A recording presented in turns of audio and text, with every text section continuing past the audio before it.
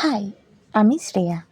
আজ ছিল সানডে, তো ঝটপট রেডি হয়ে বেরিয়ে গেলাম একটু দুপুরে লাঞ্চ করতে। তো লাঞ্চ করার জন্য আমরা সিলেক্ট করে নিয়েছিলাম মৃগয়া বলে একটি রেস্টুরেন্টে। তো ঝটাপট রেডি হয়ে গাড়ি করে বেরিয়ে যাচ্ছি মৃগয়া যাওয়ার জন্যে। যাচ্ছিলাম আমি আর আমার মা বাবা।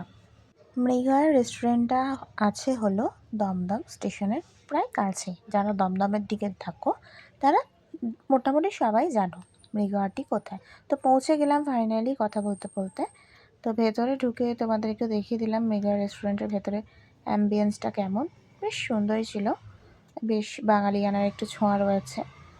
তো সুন্দর টেডি দিয়ে সাজানো ছিল আজকে। এটি কিন্তু কোনো প্রমোশনাল ভিডিও নয়, আমি গিয়েছিলাম বলেই তোমাদের সাথে শেয়ার করলাম একটি মিনি ব্লগের মাধ্যমে। তো তারপর আমি পৌঁছে গেছিলাম, তো আমাদের সিট বুকিং করাই ছিল। তো পৌঁছে যাওয়ার সাথে সাথে তো খাবার দেয় না, একটু বসে থাকার পর তো আমাদের খাবার ফাইনালি চলে এলো। দুপুরে লাঞ্চে থালি সিস্টেম ছিল, মানে থালি নিয়েছিলাম আমরা। তো ভাত ছিল, ভাজা ছিল, তো ডাল ছিল, শুক্তো ছিল, আলুর দম ছিল বলতে ভুলে গেছিলাম। তারপরে দই পটল ছিল, আর কি ছিল, পর্ন ছিল, পর্নের মালাই। এখানে অনেক খাবারই মিসিং আছে, বাট আমি পরের আর ভিডিও করতে পারিনি, আমি ভুলে গেছিলাম। তো আর ছিল ওয়েলকাম ড্রিঙ্ক। ছিল আমার সানডে স্পেশাল ব্লগ। কেমন লাগলো কমেন্টে জানিও।